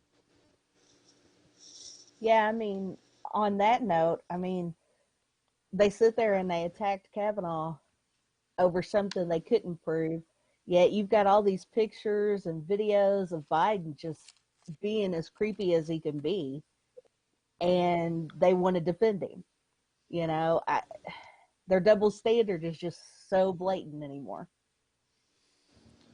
Yeah, I agree. no, Oh yeah. yeah, completely. Well, yeah, it all depends, like, who they are. If it's Joe Biden, Brzezinski will make a bunch of excuses for him, saying, "Oh, that's just Joe. Oh, he's a very affectionate person." When he's grabbing those young little girls, that one girl was pulling away. I saw that video years ago. The one senator's daughter, she's like 9 or 10, and she's pulling away when he's trying to grab her closer and stuff. And in one case, one of the moms actually pulled the kid away from him. It just got between him and her daughter. And, he had this dumb look on his face, and she didn't give a shit, The husband wasn't happy. He was like, "Oh, I'm getting sworn in." And she's like, "Screw you. I'm taking the daughter, and we're getting a divorce. So my daughter's not going to be, your little whore, so you could, not upset the vice president." But, yeah, no, I mean, if he runs, he's going to have those issues going to be front and center, and that's all going to come from the left, too. We're not going to do anything with that. I mean, they're going to try to destroy him in the primaries. I mean, if you think Harris is going to sit back on this one, you're kidding me. She'll bring all the sex assault people she prosecuted and all the all the TPO she had to get for people. I mean, she'll definitely do that. So, anybody want to add anything to that? I just want to say I'm convinced they're a bunch of perverts. All you hear from them is sex and perversion. I've never seen anything like it in my life. I call Joe sniff and grope. It's disgusting. Yeah. Oh yeah. I don't think any of them are going to make it out of the primaries. Biden, Sanders, they're not going to make it out of the primaries. Well, what's with Joe Biden? Girlfriend all of a sudden? I'm sorry, who's that? Joe Biden. No, I heard a woman talking. I couldn't see who it was. It was me. I said, "What's with Cory Booker getting a girlfriend all of a sudden?" Oh, his beard. It's his beard. Well, let me just the panel, and I'll start with Paula, and then we'll work right around. I mean, who do you guys think is going to take the primary for the Democrats? Who do you think at the end of the day is going to be standing up there at the convention, giving his acceptance speech at the Democratic convention? I mean, just Paula, we'll just start with you and just work right around to then Amie, then Effie, then Tony, and then Laura, and then Teleise, and then Douchebag. Well, I thought it was going to be Biden, to be perfectly honest, and then they threw this out at him. So, honestly, I think that if it's not him, it may possibly be Kamala Harris. All right, Amie, you got any you have thoughts on who do you think would take the Democratic nomination? I'm a little bit worried about Beto, or I like to call him Napoleon Dynamite. That's I'm stealing that. I'm stealing that. I don't know. He's getting a lot of spotlight, and he's for all the issues he's got. They sure like him a lot. Yeah. I don't get that. I mean, he's young and he's kind of stupid. I mean, he says some dumb things. I mean, Jimmy Fallon did a great impersonation of him. I mean, I don't see the appeal to this guy. He's a young kid who rides a skateboard. I mean, he's like 40, but I mean, he looks like he's like 12. I'm missing the appeal. Somebody please explain that one to me. I Pandering don't with get it. the Beto, you know, trying to get that Hispanic vote by changing his name. And people fall for it. They don't realize he's not Hispanic. No, his name's James Francis O'Rourke.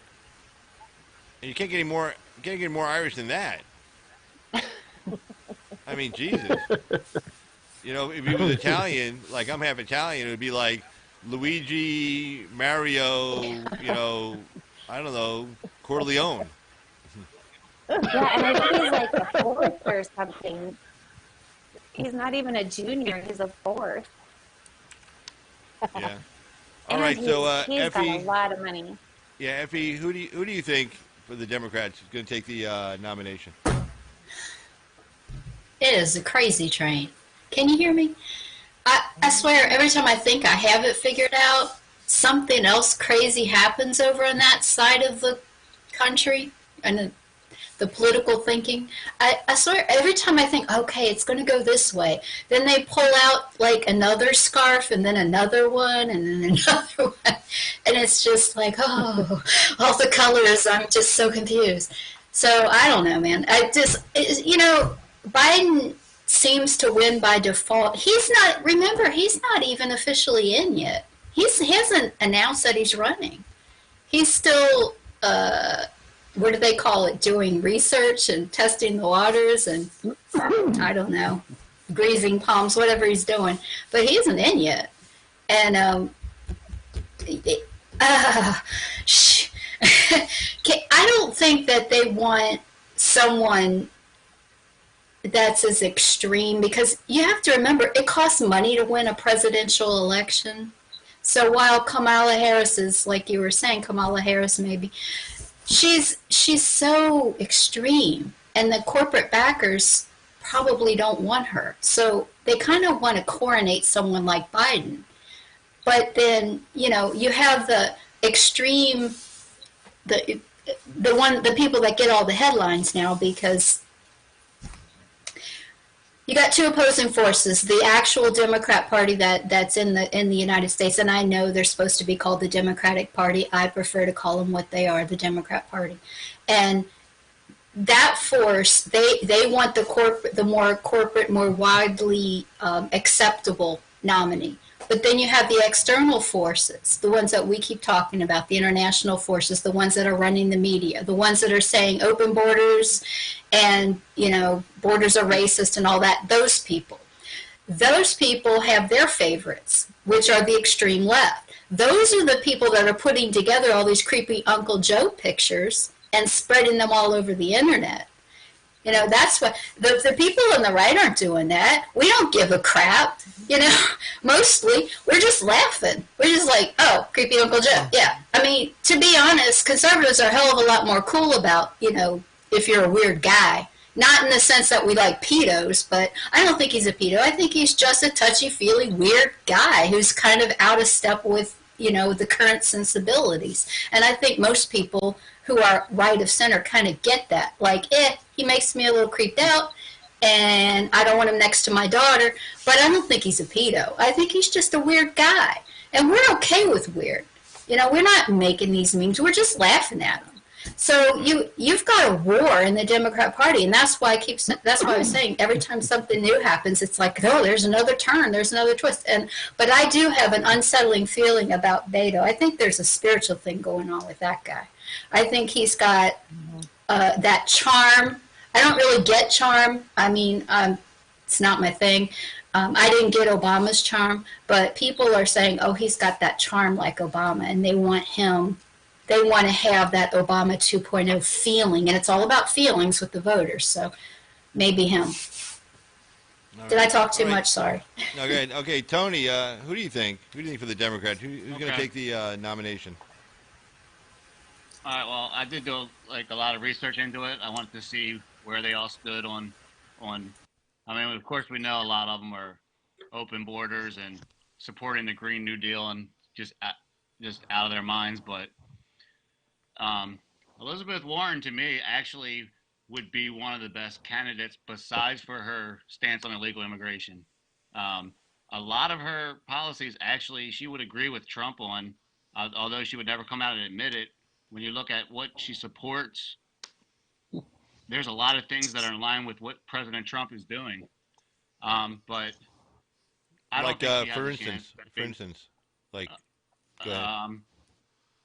cutting regulations. There was a whole bunch of things. Cutting regulations. She believes in.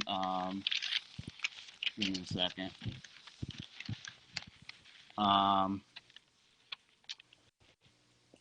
Tariffs. She believes in tariffs and bringing work back to America. Oh. She agrees on military spending and voted for it in the past. The First Step Act, she agrees with that. You know, it's funny though for her. You know, for her going out there to try to get the nomination, you don't hear her talking about these. It seems like you said, you had to do a lot of research to find this out. Right. Absolutely. You know? I had no idea. I was kind of shocked. I'm shocked too. That being said, I don't think she has a chance. I think it's Bernie Sanders, and if not, I think Beto will be a close second. Okay. But I think well, I mean, Joe do you Biden think? will be out. No, go ahead. Because of all this scandal going on, I think we'll knock Joe Biden out, or maybe even cause him not to run. So I think it's going to be Bernie Sanders, and possibly Beto O'Rourke. All right. So who do you think would make a Sanders ticket? Who would be the VP? Who would he have to pick? Oh, I never even considered that. Well, let me ask you this question, because you brought up some points about Warren. Like I said, you got to do some research, because obviously she's on the campaign trail trying to get the Democratic nomination, and she can't obviously be talking about that. I mean, God, you know, she just sink herself right now. Do you think she'd be able to pivot back to those positions in the general election and say, well, I've always thought that, and then like call you up and say, hey, Tony Patriot's done the research, he'll tell you himself. Do you think she'd be able to pivot back in the general to be able to raise those same issues you just brought up that she stood for in the past, and be able to make a go for it, a run for it rather? I'm sorry. I mean, it's possible. It's possible. Yeah, I think she could. You know, kind of playing both sides of it. But I mean, at least she is putting her policies out there. You know, some people like Beto really aren't putting any policies out there yet. Well, no, I haven't heard a single policy from him, except when he was doing that interview with Chris Hayes, MSNBC, down at the border. And Chris Hayes goes, well, would you want to tear this wall down? And he goes, yeah, tear it down. And later he walked it back, saying, no, I just meant this one section, which is almost actually even worse. But I haven't heard any policies. Has anybody heard any policies from this guy? One single policy he stands for since he started announced? I know he supports Medicare for all, I think. Oh, that's a good one. What, $3 trillion a year or something like that? Yeah. Okay. All right, let's get to Laura. Laura, who do you think would, for the Democratic nomination, who do you think would take it? Oh my God, we have fakes and we have liars. It's just unreal.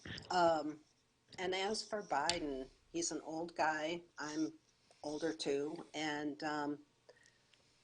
there was a different feel of what guys could get away with in the 50s, 60s. So he's kind of a product of that time.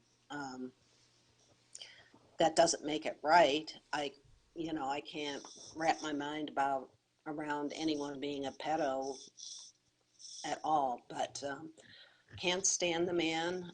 There's not anyone over there that I can stand. I think Beto is the one that we have to be kind of afraid of, because he has so much money and evidently some, solid connections, and the millennials who are just not thinking, but solidly, many of them solidly behind him, he's appealing to them. But the younger people below the younger than the millennials, those are the conservatives ones. So I'm thinking it's going to be Beto. And as for a running mate, I can't even imagine. And I really hope that things are the way things are going with the way things are being exposed by alternative media. It's get your popcorn out, but I think it's going to be Beto. Okay. All right, Teleise, who do you think is going to take the Democratic nomination? Teleise froze up. Oh, I thought Yeah. she was just really deep in thought. No, she put in the chat that she was going to bed. So. Oh, okay. Let me close out of. I'll close out of her. All right, douchebag, you're up. Fine. Well, first But she did say that Biden's a veto. Okay. All right. Oh, no, I was going to say that. First off, I think Biden and Beto have piss poor skills using a restroom. And then I would also say, sorry, I had to throw in a one-liner. But anyway, one thing that I would like to say is that Beto and all these other old male candidates, they're going to have people of color as their running mates, like their vice presidents and their, like Biden's talking about Stacey Abrams. I don't know. Bernie Sanders came under some fire for hiring an illegal to be spokesperson. I don't know if he was going to try and get her to run with him, but I personally think it's Beto, but I don't know how he's going to make it out of the primaries. I really don't, unless they push him through like they did Andrew Gillum here in Florida, and like they did Stacey Abrams in Georgia. They were pushed through by radical elements here in Florida and in Georgia, but I don't know. I don't know really how. I don't know, because the Democrats are so caught up in their identity politics, and they're so caught up with their demonization of old white men, and I just don't understand why they're even considering letting Bernie and them run. I mean, the DNC changed the rules so Bernie could not run. I forget how some of that was. I remember reading about it, but I don't remember everything of it. But the other thing, too, I think Howard Schultz, a lot of people are not talking about Howard Schultz a lot because he's running as an independent. He's most definitely going to take some votes away from the Democrats in the primaries. But, again, he's probably going to have somebody, he's probably going to have a person of color be his running mate. I mean, I don't know who he would pick, but it's like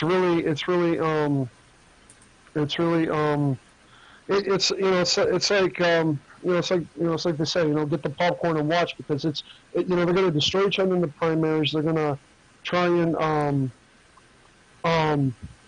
outdo each other far to the left as much as possible. They're going to, but I don't know. I really don't know. All right. Well, let's see. Any other topics anybody want to discuss tonight? Anybody have anything they want to bring up in particular that they wanted to talk about with the rest of the panel? I got nothing. I think well, that's okay. I had to throw in a one-liner tonight. I'm sorry. That's okay. Yeah, that's okay. We've been going about 2 hours since, before we went live. So, because, we were on for a few minutes before we went live, so understandable. But with that said, I'm just going to go and we'll say goodnight to everybody. And so if anybody wants to go around the room, I'll just say goodnight to everybody first. Say goodnight, Paula, goodnight, Amie, goodnight, Effie, goodnight, Tony, goodnight, Laura, and goodnight, Mr. Douchebag. And any farewells, we'll start off with Paula and just work right around. Well, thanks for having me on the show. I do appreciate it. And good night, everybody. It was a great panel. Thanks for having me on. All right. Amie? Good night, everyone, and thank you so much, Carl. I appreciate it. Got it. Effie? I just thought of a meme. Beto is the blank slate that Obama was before he got elected, and that's why people like him, because they can superimpose their beliefs onto this guy. I think that's the charm, so-called charm that they're seeing.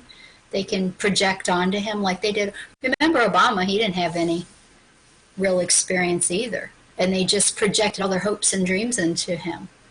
And I see that with Beto. Beto's this. So we should just call him Blank Slate O'Rourke from now on. Just get the point across. Yeah, That's all. I agree with that to a certain point. You're right, because like Obama, that was his appeal, and some authors have written about that since, and I think Dinesh kind of covered that a little bit too, was that, everybody heard what they wanted to hear from him. He would say things, and like you could have probably two people standing in the same crowd hearing the same thing and saying, oh, he meant this, and the guy goes, well, no, I think he meant that, and he was talking to me. The guy goes, no, he was talking to me, and however he did it, it worked, It worked on me too. Witchcraft. I'll tell you that straight up. So it worked on me. But okay, Tony, final thoughts. Thanks for having me on, Carl. Appreciate it. And Sure. Thanks to everybody on the panel. Really good panel. A lot of smart people on here. I just stayed quiet and listened because you guys had it covered. But thanks for having me on. I appreciate it. No, thanks for coming on. And great input when that Warren story blew me away. So thanks, man. I didn't know that. That blew me away. All right, Laura, final thoughts, etc. Yeah, thank you. It was great. I think it's so important that we band together and connect. And I think this is grassroots effort. We have no idea how far the reach is. And it's really nice to kind of meet people that we wouldn't have met otherwise. And so thank you for doing this, Carl. And thank you all. Thank you. All right. No, thanks, Laura. All right, Mr. Douchebag, you're on. Final thoughts. Well, I'd like to say, we all like Laura was saying, we got to band together and, we got to support each other, financially, get the, whether, donate what you can to great up and coming YouTubers, give a shout out, that's why when I'm on Trump Parody Guy, I try to give shout outs, Tony Patriot, I give you a shout out, Forbidden Information Call, we have to get involved. We have to be, we have to get active. It's like how Lee was saying in the last show. We're getting better at getting organized, but we have to get really organized. We have to get involved locally. We have to get involved. It starts at a local level. We have to share videos. We have to share the information with people. It's just, we 2020 is fast approaching. We have got to be ready to, get out there and vote for Trump, help get him across the finish line, and I don't think it's hopeless. I think things are turning around, but, Oh, and by the way, very good adjustment, Miss Effie. Thanks for the advice to Mr. Douchebag. Very good adjustment on the microphone. Much better sounding. Much better sounding. Well, I will give go ahead. I know I was going to say, I want to apologize. I hogged so much time last time. I owe everybody an apology for that. I'm sorry. No, you're good. You're good. No apologies necessary. But all right. I will give my final thoughts and words. I just want to thank everybody for being on the panel, and I already went through everybody's names and stuff. So thanks so much. Great panel, great discussion. The comments in the chat room were just very positive, very supportive of this. I definitely want to do more of these panels in the future. And like I told everybody, I have everybody on this panel right now. I have all of your email addresses. And if anybody in the chat wants to appear on a future panel, don't wait till like when I maybe announce it. Just go ahead and shoot me an email with your email address so I have a list of these emails. And the next time I do it, I'll just shoot them out. And then pretty much what I did this time was like whoever I could get a hold of first, whoever got a hold of me first, that was it. That's pretty much who, that's who, that's who I got on. I didn't send any emails out to anybody I didn't want on the panel. So anybody who I was able to get a hold of, and it actually worked out really good because it was a great combination. So I just want to thank everybody for being on the panel. I want to thank everybody who's in the chat tonight, and everybody who's been viewing this video, and also everybody who'll be viewing it later. Again, here's a little plug. If you like the video, hit the like button. If you like it a lot, hit the subscribe button. And I agree with Mr. Douchebag. We got to all support each other. Curtis May put a good story, good little chat there, talking about the Justice Democrats and how they were organized and how they ran certain candidates like Ocasio-Cortez. These guys, they're running. I mean, they hit the ground a long time ago, and they've been running ever since. And, we got to make sure we're not playing catch up. So, again, let's just keep doing what we're doing. And thanks, everybody. And I just want to say, for Carl's opinion, good night to all, and to all a good night. And we'll see you guys next time. Thank you. All right, guys. Have a good one.